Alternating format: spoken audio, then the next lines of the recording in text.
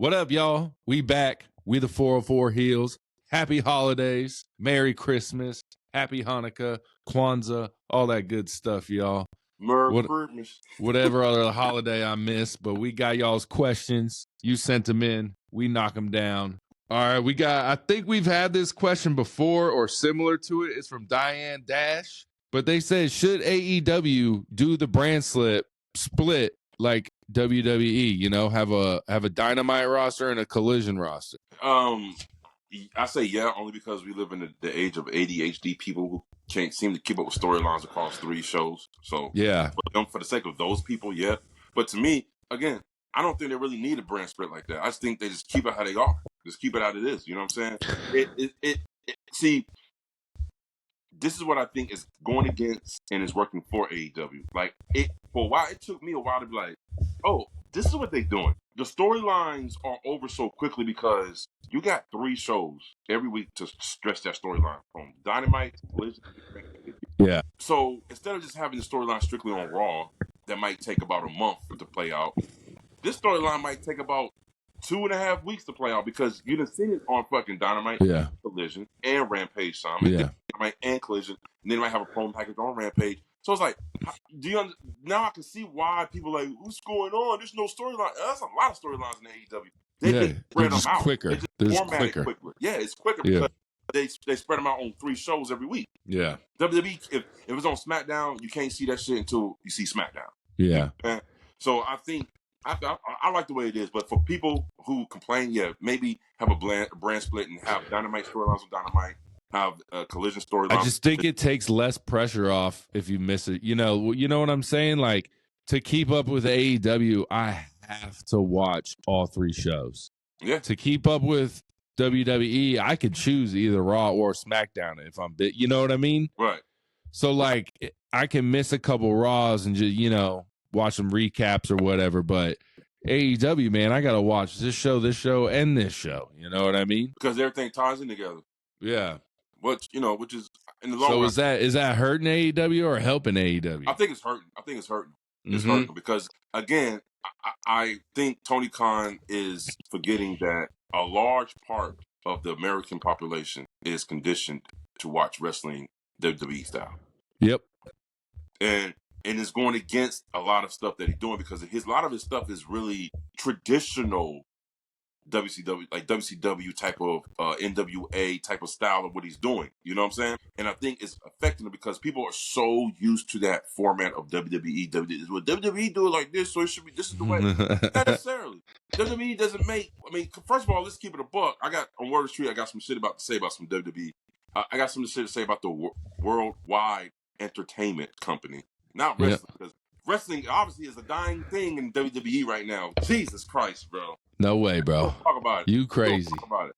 We don't talk about it. No, I'm not crazy. I did math. We just had Saturday Night Main Event, which was all wrestling. Very true. Very true. But guess what? Raw, not so damn much, bro. What the hell is going on Raw, bro? Hey, this week was all right. This week was good, bro. That's it. But it's 2 hours, bro. But it was good matches. Bro, I talked about it on the Raw recap, bro. There was only one match banging on that shit. It's WWE, bro. It's not all about the Undertaker says it's not about the moves. It's about storytelling. Right. We're on this journey for a story. You don't want to go to an action movie and the whole movie is just a huge fight scene.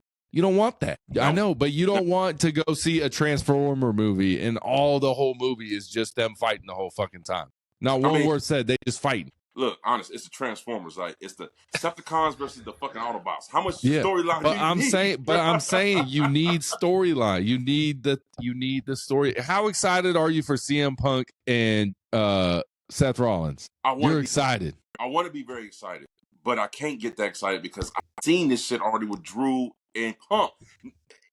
I honestly feel like they should have fucking did Rollins and Punk first.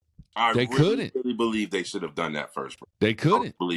I really believe. But they didn't. So now this is kind of like the same thing with and to me, I think Drew did it better than fucking Seth.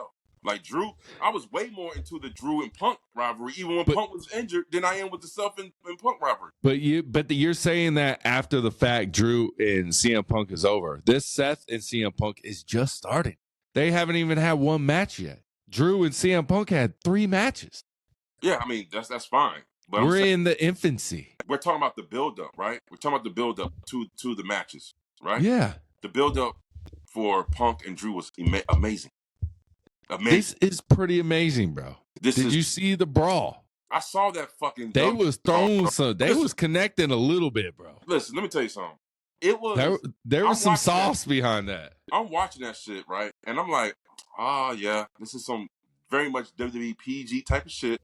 They ain't gonna let so much shit fly because in real life, if Raw was like, he's saying, I still see a piece of shit. That shit would have been more funny than I still see an asshole. The fuck out of here, bro. They was landing some punches, bro. You see Punk in the ring, like, bro, I don't know, man. I don't know. I wasn't really feeling that shit like that, bro.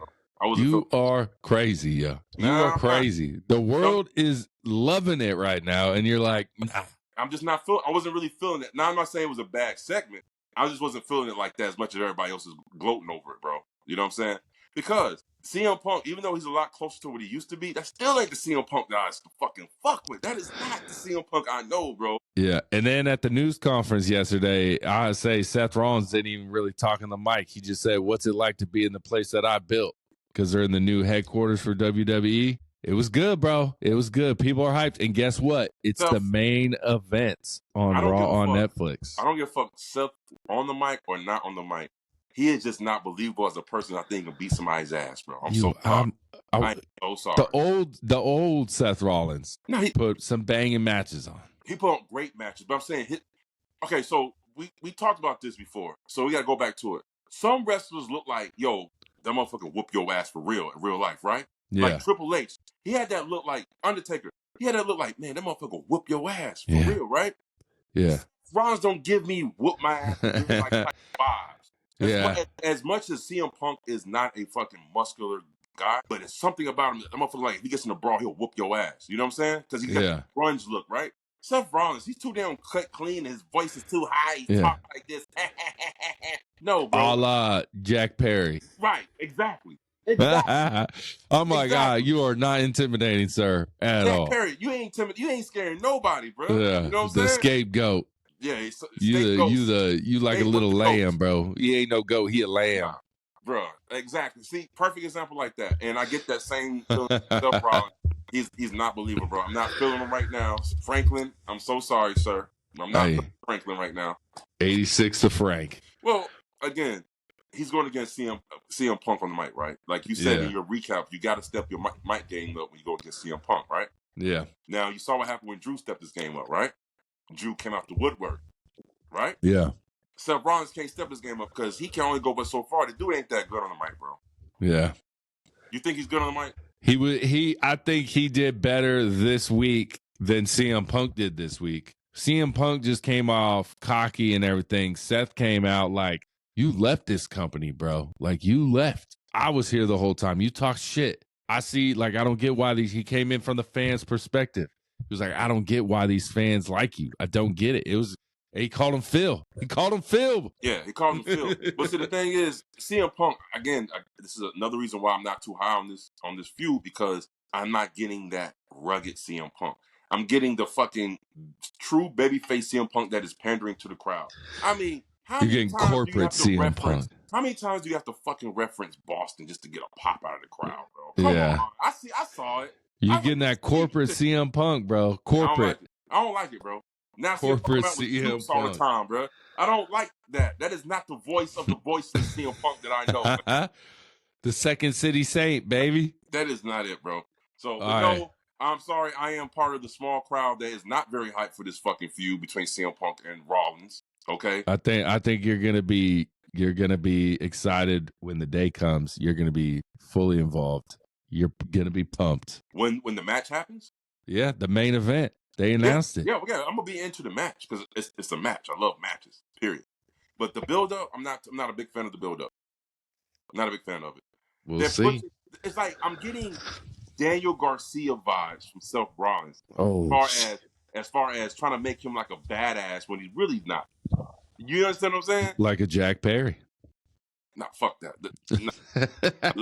He's obsolete. I'm talking about Daniel Garcia. How they pushing him to be this tough guy, like you told me before. Like, yo, you're trying to push him like he's this tough guy. Yeah. Trying to push Rollins like Franklin's like he's this tough guy. He's just defending WWE right now. He's defending. What's the Punk call that man? Liberace and Elton John. Liberace. He was going ham, bro. He was going ham. He was going ham. He's like, and for the people that's sensitive, I think Liberace happy to be cool. And the fact that he has to say that nowadays. He had to save that to cover his ass. He had to save it to cover his ass, bro. That's so bad. He had to be PC about it, baby. He should have, because you know what? I think he had a lot of backlash when he fucking said you cross-dresser. Yeah. Oh, when Roman said that, you cross-dresser. It was Roman. It was Roman. Yeah, Roman called him a cross-dresser. I think he got some backlash from that. It's like, what did he do? I was like, man, shit. The liberals out here, bro. Yeah. We go into Tiki Time. They ask, what's your favorite weekly show right now? You got, Collision, Dynamite, Raw, favorite Smacky. Weekly show. That's pretty hard. I'm going SmackDown. Right now it's between Dynamite and SmackDown for me right now. Those are the two shows I look forward to the most every week. Then it would be, followed by like Raw and Collision. You know what I'm saying? So pretty much that order right there. Yeah. I think I'm going Smack, Raw, Dynamite, Collision for sure. Sometimes Raw tops it. I think Raw, we'll see what happens this Friday, but Raw was pretty good this Monday. Solid show. Really?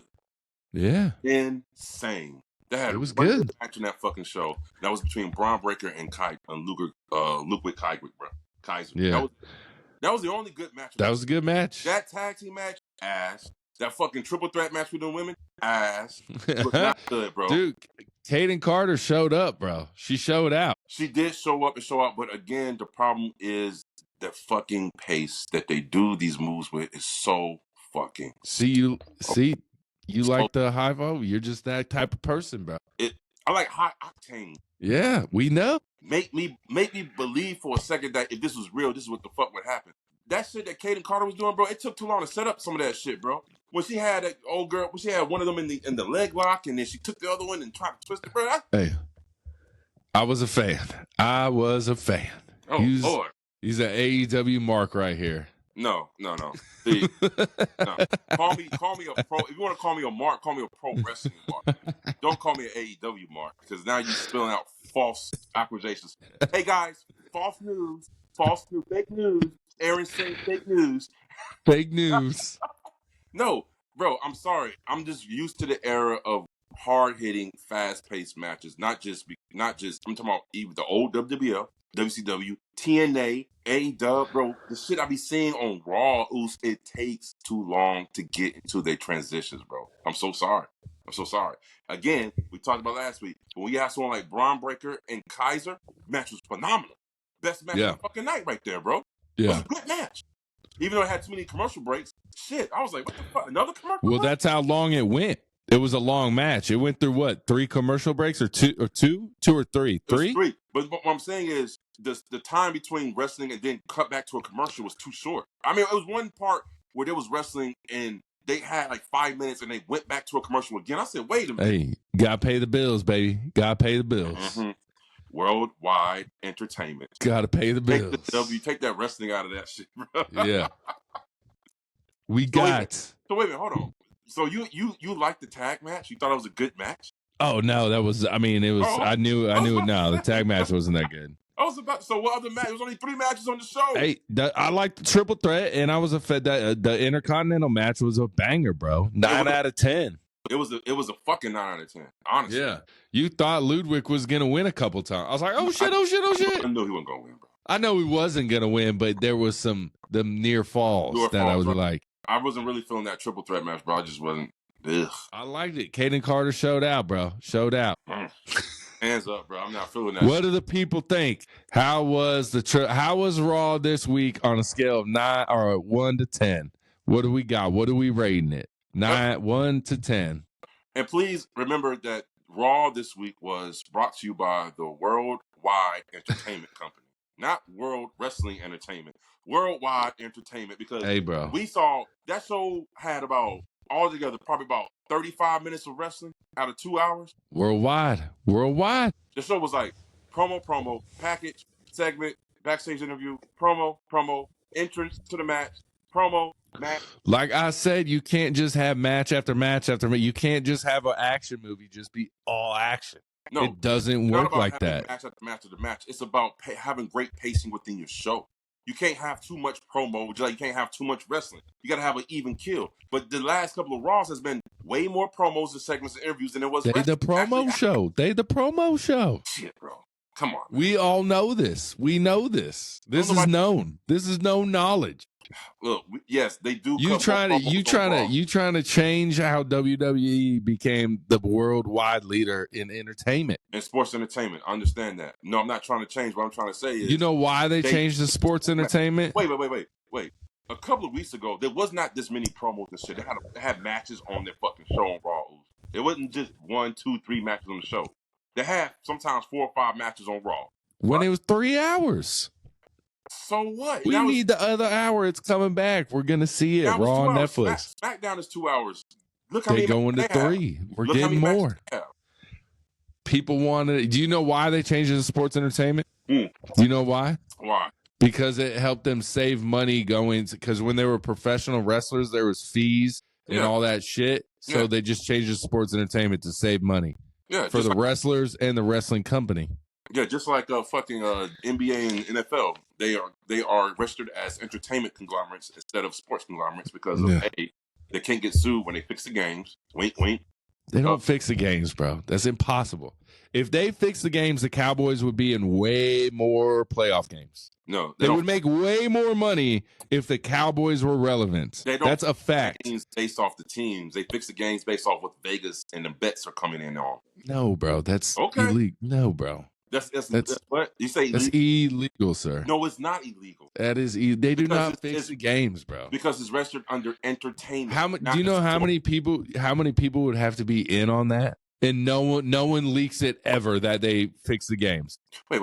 That's ridiculous, bro. So you're saying by your basis, you're saying that NBA is fixed, but not NFL. No, I'm saying none of them are fixed. So you didn't see the Donahue fucking Netflix special about when he was saying that we fixed the games and shit? I did. He said he fixed the games himself. The NBA wasn't fixing the games. He was fixing the games. Right. There's a difference. Yeah, you're saying the whole NFL as a whole is fixing all of the games. No, not as a whole. I'm saying commissioner, the referees, and Vegas. That's too many people. That's too many people, bro. That's too many people. How's it too many people? That's too many people to have a kid. Like, that's hundreds of people that have to keep one. It's impossible to keep that secret, bro.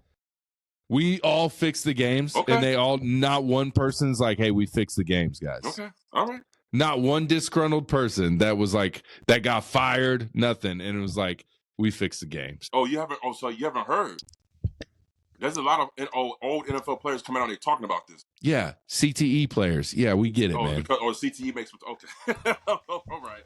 Hey, all right. Well, there's no way. Impossible. Take those rose-colored glasses off, my guy. Please take them off. Impossible. Too many people. Okay. And the Cowboys would win a lot more. Hands down. Because they would make the most money if the Cowboys made it the furthest. It'd be the highest rated Super Bowl of all time. Bro, your starting the playoffs would be the host for the season. I'm saying in the past 4 years, the past 5 years, when we were relatively relevant. Oh, that's bad. If the NFL was rigged, the Cowboys would be in. That's the best argument that the NFL isn't rigged. Is the Cowboys would be in way more conference championship games. I understand why, but I don't know. To make money, bro. You can't deny the Cowboys are they're the biggest sports franchise in the world. Doesn't mean they're going to be always up there all the time. But if they were up there and the system was rigged, you would want them in. So you would make sure they win a playoff game. Ooh, the Cowboys haven't been relevant since the fucking 90s. We were in the playoffs last year. I'm talking about like the America's team type of shit. Yeah, but I'm saying, bro, if you wanted the Cowboys in there, they would make a lot of money. Right. But instead you have them get to the playoffs and lose. That makes you less money. Right. But again. So if it was rigged, those borderline games that 49ers always beat us at, they would have us win it instead of them. But guess what? That means make more money. You guys have to be relevant. And the problem is the Cowboys ain't the most popular team because between the Patriots, we and are the most fucking popular Kansas team. City, We're the most popular team right now, bro. What are you talking about? We are the most popular team in the history of the world. So tell me why right now. So then why is it when the Cowboy games are on, the ratings ain't as high as Kansas City game ratings? That's a lie. That's complete lie, bro. All right, do research, bro. Do research. Bro, last year the top 5 games, 4 of them were Cowboy games, bro. Come on, bro. You were talking about when the Cowboys when they made it to playoffs, right? I'm saying last year. The top 5 games were Cowboys, another game, Cowboys. Did y'all make the playoffs last year? Yeah. Exactly. There you go. That's why. No shit. Did we? I don't know. They suck. They suck. But let's go. Starting quarterback, bro. What do you expect to happen to your team? Well, this year, I'm talking previous years. Our starting quarterback's trash. AE Dub with DUB. He wants to know, is Forbidden Door helping attract more fans or just confusing the casual fans you want to watch? You talking about the Forbidden Door pay-per-view? Or yeah, like AEW when they do all these when you got Chris Jericho over here, when you got this over here, when you got this over here. I honestly don't think AEW gives a fuck about the casual fans when it comes to that type of aspect, because it's not for the casual fans. This is for pure wrestling fans who watch New Japan and CMLL and shit like that. It's for those type of fans. You said it last week, niche. They are catering to a certain niche of crowd of people when it comes to certain pay-per-views. And then they cater to another certain crowd of people when it comes to other pay-per-views. You know what I'm saying? So I don't think they care. I think they understand that, we're not going to get the casual fan, but we don't give a fuck because we're trying to cater to our loyal fan base. So if AEW just cared about the loyal, like if they don't care about the casual fans, why don't they get in smaller stadiums? Why don't they get in smaller stadiums? Yeah, well, smaller arena. Like, obviously, we're not going to sell out because we don't give a fuck about these casual fans. Mm-hmm. We just need to stay in smaller venues like ECW did. You know what I mean? They're like, we're not going to go fucking sell out, Mercedes-Benz Stadium in Atlanta. Right. Let's just stay at, the fucking center stage in Atlanta and just sell that bitch out. Okay, wait. But the AEW wants to. I think a lot of AEW fans. Wait a minute. Don't say that. What? You put center stage? Wait a minute, you gotta do better than that. Let's do Gas South Arena in Duluth. At least that shit. You said center stage, bro? That shit. Did they sell out gas? Yeah. No, they did not. Well, they sold out gas. Half that shit is not even, like, you can't even buy available because it's not sold, because they can't sell the tickets. But that's what I'm saying. When I went 4 times I went, that whole side, even around the cup, is packed. I'm not going front. It was packed. It wasn't sold out. It ain't sold out. Like, that's what I'm saying. Go to venues that sell out, bro. Go to venues that sell out. Center stage will probably sell out if AEW was there. You saw Dynamite, right? Yeah. Okay, you see that crowd? You see that crowd? Not sold out. No, I mean, did you see how small it was, though? Dynamite? Yeah. The crowd? Yeah. Was it small? Yeah. Oh, okay. You see the venue? Like, it was small. Oh, you're saying the venue was small? Yeah, it was a small venue. Yeah, stick to that. Small venue. Collision. I think Collision a couple weeks ago was small. It was a small venue. I think AEW fans think AEW only cares about the hardcore wrestling fans, but AEW really wants the casual fans. I think y'all are just like blind to it. No, listen. Again, AEW, they want to attract the casual fan, right? So they have certain things for the casual fans, right? And they still want to maintain their strong fan base. See, and I think this is where the problem persisting is. It's a clash of shows. You understand? So at some points you'll have shit like Will Ospreay versus Darby Allin. Mwah, chef kiss. What a hell of a fucking match. And then you turn around and have some shit like the MMM collection and all these like 5. It's like a WWE style type of match. You understand what I'm saying? So they have an identity crisis, I think, right now. AEW do, because they're trying to draw in more fans, but at the same time they want to hold on to the fans that got them there, right? I think can do both. You can't do both because WWE is showing. Figure it out. WWE is showing that you can't do both. Because check this out. I'm gonna tell you like this. I'm looking stuff online. Ain't just me. A lot of people are talking about why is it unproportional Raw? Why is it way more promos than any matches? Like, why is it 30 minutes into the show we're not want to get in our first match? Because there's a promo show. So what they're doing is WWE is saying we don't make this show for the fucking WWE fan because we know you guys gonna watch regardless. We're making the No, show, bro. Whoa, they wouldn't watch regardless. We know that. WWE fans, are you Yes. serious? Yes. Viewership's at an all-time high. That proves that we were always watching. No. When the product was shit, you don't watch. When the product's good, you watch. The product's good. Listen, even when the product is bad, it was still drawing enough viewers to keep that shit on the air and keep going in arenas and buying the tickets, right? It just wasn't sellouts. It just wasn't very high viewership because that's not, the casual fans are not involved. Now the fans are pulled in. This is what you get. So WWE is not making the product for the regular loyal WWE fans. They're trying to do it to attract more casual fans. That's what I'm saying. But that's what they've always done. They've always done that. Right. That's my point. They don't give a fuck about the fucking WWE fan. They want to cater to the casual fan. That's who they because we're already fans. Right. That's my point. So there's like, we don't care what we do, what we put on TV, because y'all gonna watch regardless. But that's not true. How is it not true? Ratings have dipped all the time. When it's a shit show, ratings dip. Right. When the show's good, we watch. When there's no casual fan. I mean, yeah, and regular fans. I mean, every fan across the board stops watching. Just off regular fans alone, you guaranteed a meal plus just to watch the show. You do know that, right? But okay, I could even give you an example like Chris Van Fleet talking about, during the pandemic, if I missed a show, it wasn't a big deal. He's a hardcore WWE fan. Mm-hmm. And he was like, it sucked so bad, I didn't care if I watched it or not. Right. That's a hardcore fan not watching WWE. So we really gonna that's WWE that we really erases what you just said, bro. No, it doesn't, because we really gonna talk about the Thunderdome era, bro. Really? I'm just saying, when the product sucks. The lowest point in WWE history, the Thunderdome. Now we want to talk about. Come on. When the product sucks, they don't watch. It's across the board. You can't change the goalposts. Ooh, wait a minute. You can't do that. Wait a minute. What goalposts am I changing? We're talking about viewership. Listen, we're talking about viewership, right?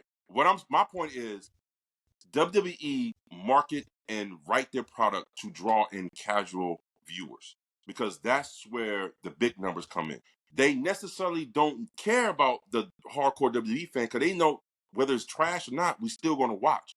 Even though the Thunderdome era was trash, but it still drew 1 million viewers plus every week. So you're basically saying right now that WWE hardcore fans like myself are mad right now at what the WWE is doing because they're trying to bring in casual fans, and none of us hardcore fans like what they're doing right now, but they're trying to get casual fans in? Or do we just love what they're doing and it just so happens to bring in casual fans? No. What it is that I've seen a lot of complaint on WWE fans online saying the format of Raws for the last couple of weeks has been lackluster because of all the promos, not enough matches type shit, right? But again, what you see is drawing in the casual fan, the dramatics, the I think you have a few people who are a little bitchy.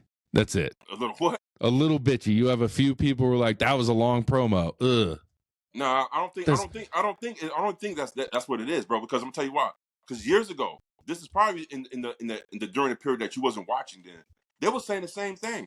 The hardcore WWE fans was like, why the matches only 2-3 minutes, and then we got all these promos that's like all these segments and all this shit. They're kind of going back to that shit when Vince the Vince era, right? There was a whole lot of that shit, and there was a whole lot of WWE fans who was upset about that shit. Thus is why when AEW first popped on, that's why AEW shot off like a rocket, because now what's it doing? Well, yeah, we doing now that. What's it? Because again, a lot of things come into fact. Because the match after match don't work. No, it's not match after match, because Vince McMahon is out of power. Which means Vince McMahon's out of power. That's why AEW numbers are going down. So who's in power right now? Triple H. Yeah, I know. So answer this. Do you think Triple H is putting on a better product than Vince McMahon? Yeah. There you go. So you think AE numbers are correlated to Vince leaving WWE? Yes.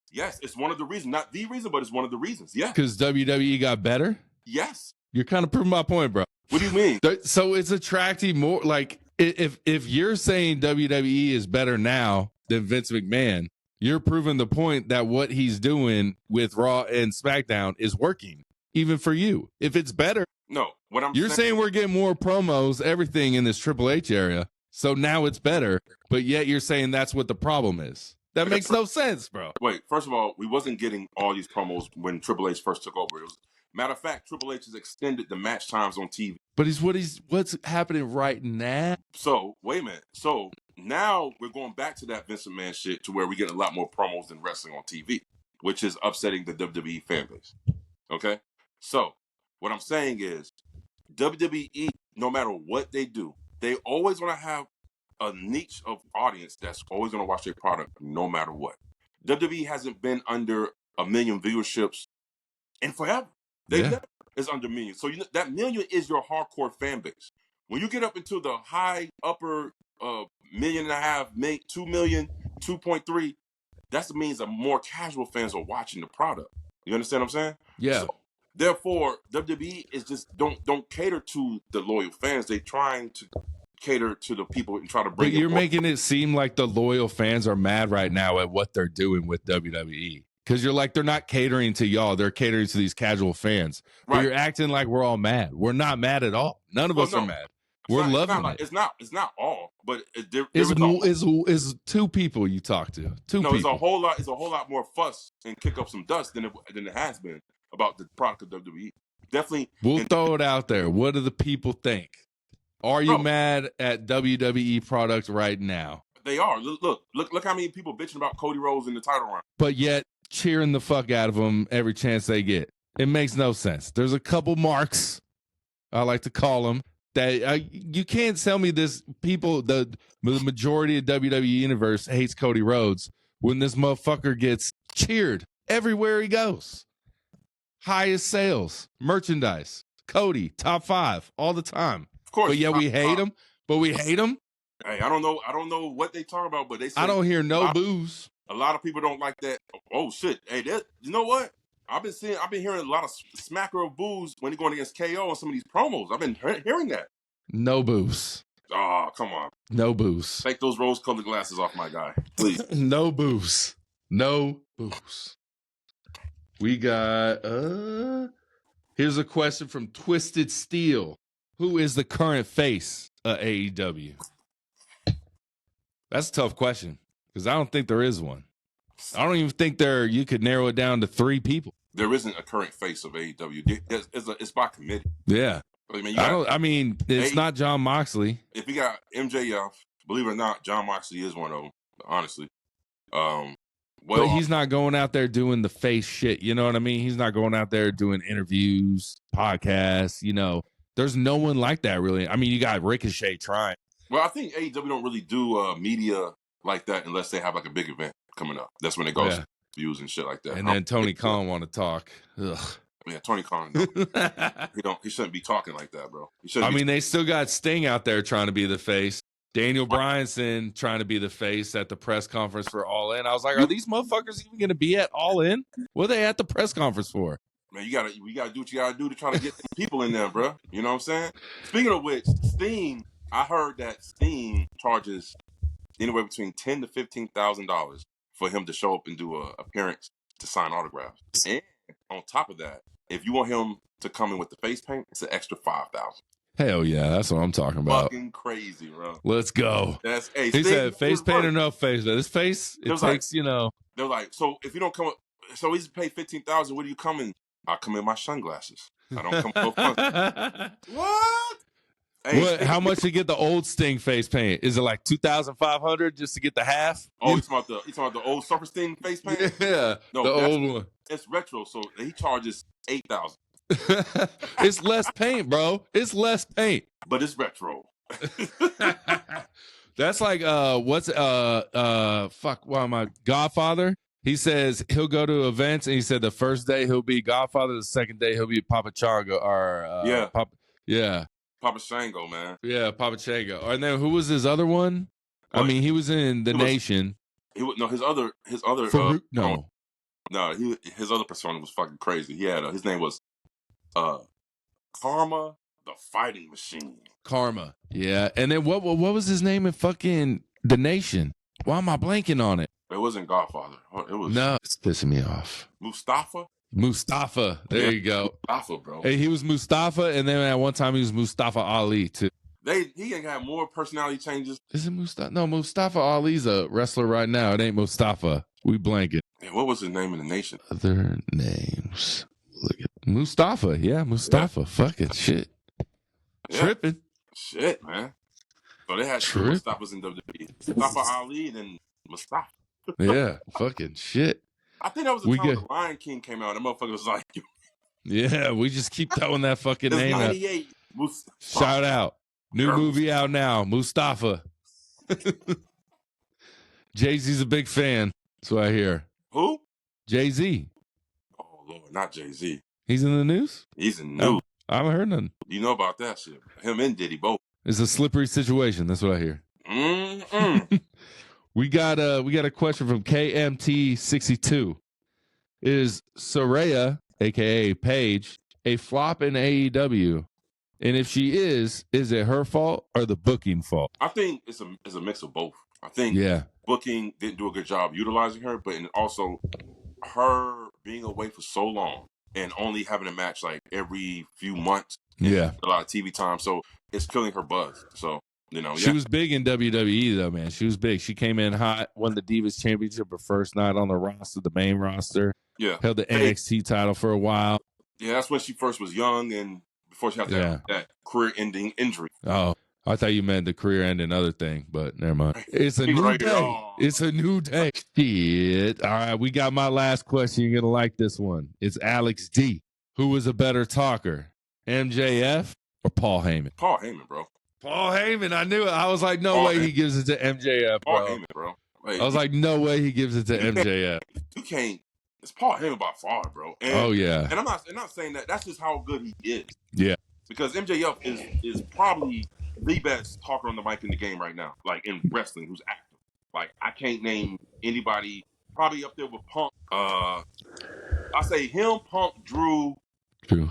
Who else? Roman ain't bad when he wants to be. I'm talking about like that fucking, that shit, that energy. If Roman don't give you no energy, he's just cool, calm, and collected. Back all the time, you know what I'm saying? So I'm talking about that energy and shit.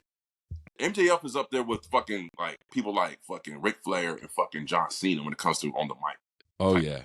Oh yeah. MJF The Rock. It's gold.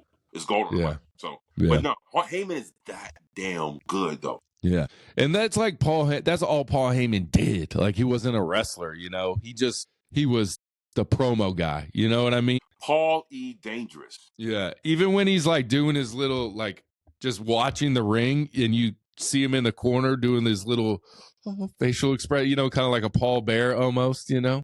Perfect. Yeah, he sells the most. He's gold. Heyman is gold.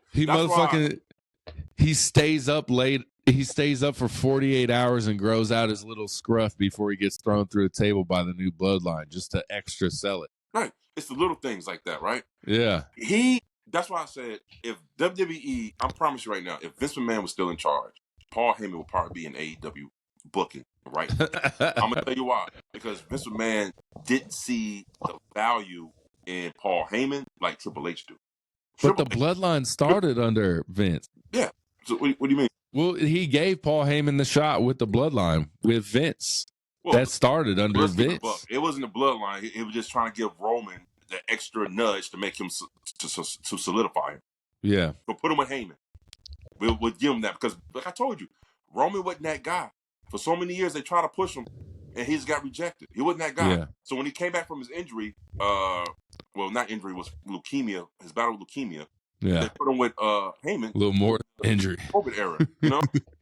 What a hell of an injury, right? Yeah. So, they're trying to solidify him by putting him with Heyman. Then the bloodline shit started. I think it happened organically. That's why I think it's so good. Yeah. I like it. I'm a fan. You got any more questions? Worldwide Entertainment. Can you please give credit to the fan who made the Bloodline storyline video years before they actually made the Bloodline? There was this fan on YouTube that makes these. Oh, he like did the family tree basically? No. Like this 2K, like his own storytelling, right? And it was a faction with the Usos and Roman Reigns. It was called the Bloodline. Okay. That came out years before the shit started. So WWE, give credit where credit's due. Please Young, Yeah. good shit, because that name was perfect for a faction like that, the Bloodline. So, The bloodline. yeah, give credit where credit due. All right, I got some questions for you. Killer Cam 44-2 say, who is the most underrated wrestler of all time, from men and women? Of all time.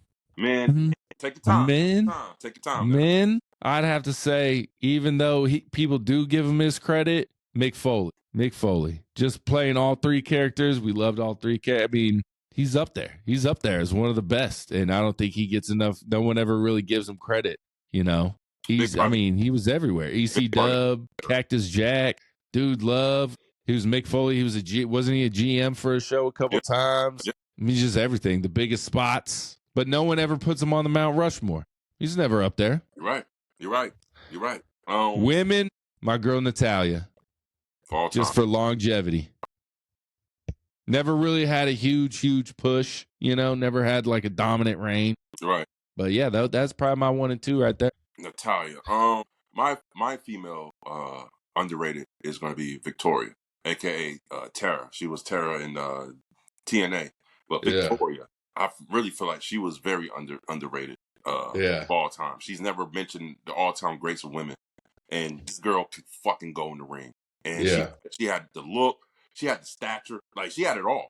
Like she was one of my favorite women's wrestlers, like in that period, like was Victoria. And I feel like she was highly underutilized, and she don't get her flowers. So Victoria, give me your flowers, baby girl. You deserve it, because she was on point.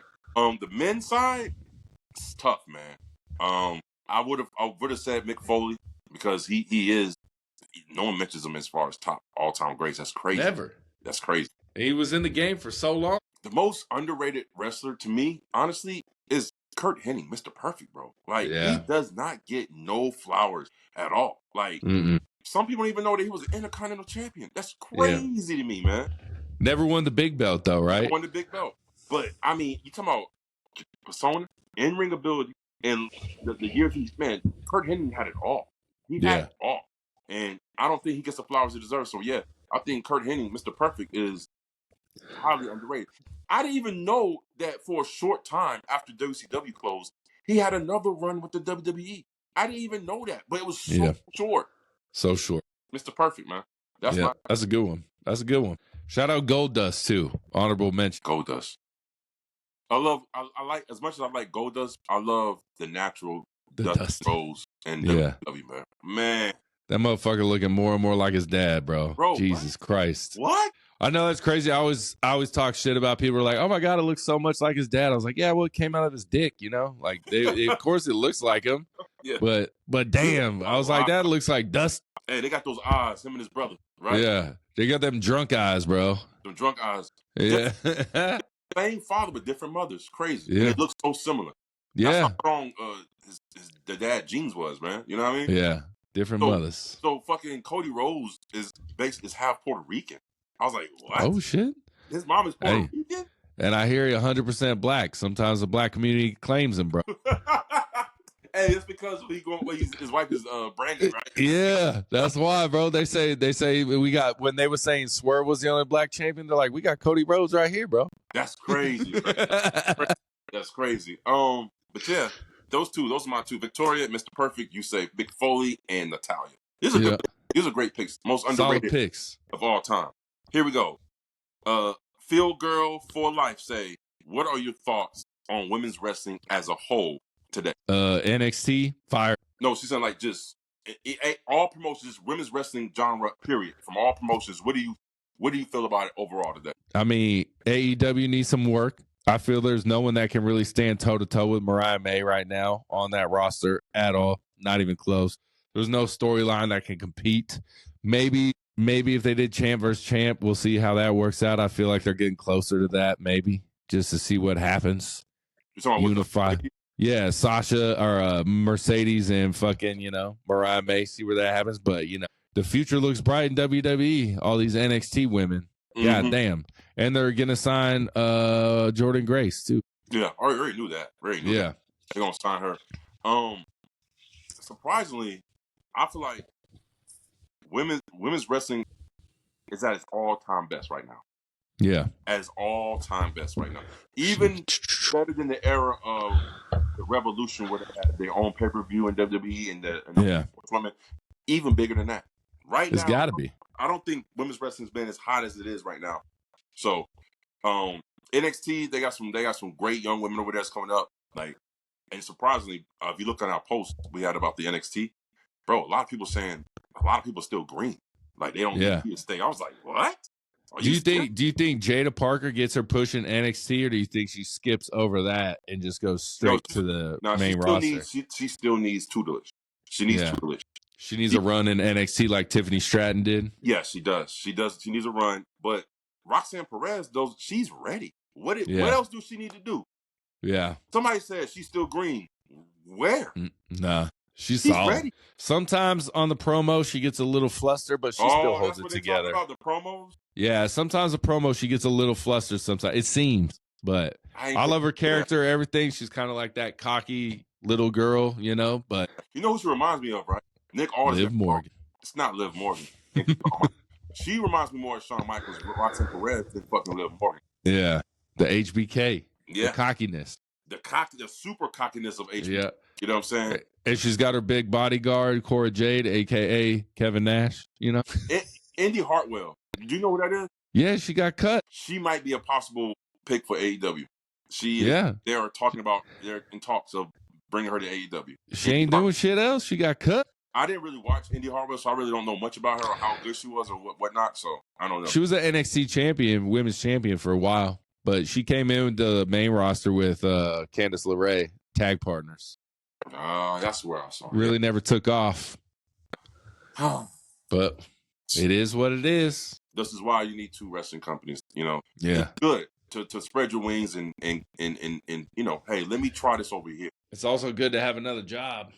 Hey, look, that's what like Stone Cold did that shit. When Stone Cold got fired from WCW, he went to ECW and worked on his character. Yeah. So by and the time came to the E. Yeah, we came to the E, but then the East, and then Vince McMahon again put him in all these. We're gonna call you the Ring Master. What? The Ring Master. Yeah. So, yeah, that's it. That's it for me. All right, y'all. Questions. That's it, y'all. Like, comment, subscribe. Peace. Deuce.